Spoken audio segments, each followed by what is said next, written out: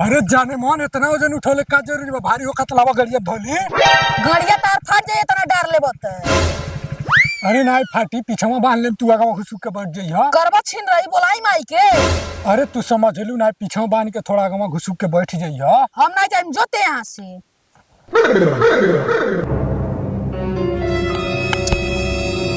ये सुनो ना बियाहवा कहला ना हमसे दोनों जने मिल के गोबर फेकल जाई। तो से हाँ, तोरा जैसा लड़का से हम काहे बियाह करब? काहे से कि हम कुंवार बानी। देख हम तोरा जैसा लड़का से बियाह करब ना, हम जैसे करब उ राजकुमार होई। रहे दे फेंका तड़े गोबर चाही राजकुमार। जो पहले 4 बेर मुंह धो लिए राजकुमार चाही। नतियो के बेटा अपन मुंह देखल हो? जब से पैदा भइनी अभी ले नहीं देखनी। देखबो मत करियो ना तो कोमा में चल जीबो। ई बताओ कि हमरा से प्यार करबे कि नहीं करबी? नहीं करब। काहे रे? हेने आओ बताई।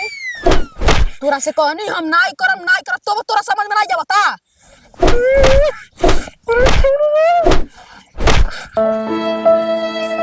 बेटा गोर छूलो अपन ना बेटा अपन ससुर जी की। खुश रह बाबू। तारखिया का करिया कहीं मार खिला का? नहीं बाबूजी घमवा थोड़ा तेज रहला त यही से कखिया मुनले रहनी है कखिया खोलले रहनी त यही से घमवा थोड़ा कम बेसी लगल है जे करिया हो गई। लगा तो कोनो लड़की के आंख मरल तबे उ मरलो सी है। नहीं समझी जी इतना महान काम तो हमर बेटा कोई नहीं सकला। बेटा है नहीं आई बेटा बाबूजी लागता कि हमारा ही झूठ बोलता।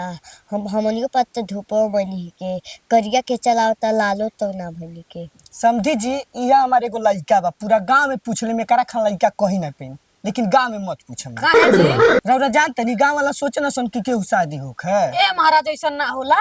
का बात करते नहीं महाराज हम जब कुंवार रहनी तो सब केहू का शादी कर ले उम्र होगा आ जब शादी लग तो सब केहू काटे पे लग गए। तो हो बाबू थोड़ा लइकवा आपके भावत नहीं है। बेटा उ मुहवा ना धोले बा यही से बेटा तनी जो मुहवा धो लेता। समझे जी राव लइकवा कुछ कमाला कि नहीं? कमाला समझी जी कन्या भल 2 साल अइले। बैठ काकी।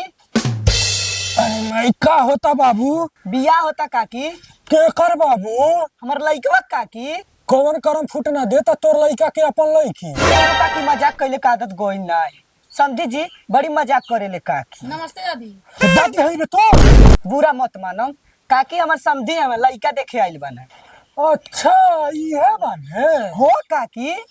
का बाबू लइकवा देखला हो? हाँ काकी देखनी ही। बड़ा नीमन लइका आँख मुन के कहला ना तो आँख खोलबा तो बड़ी घाटा में जाइबा। का कहल चाहत तू काकी?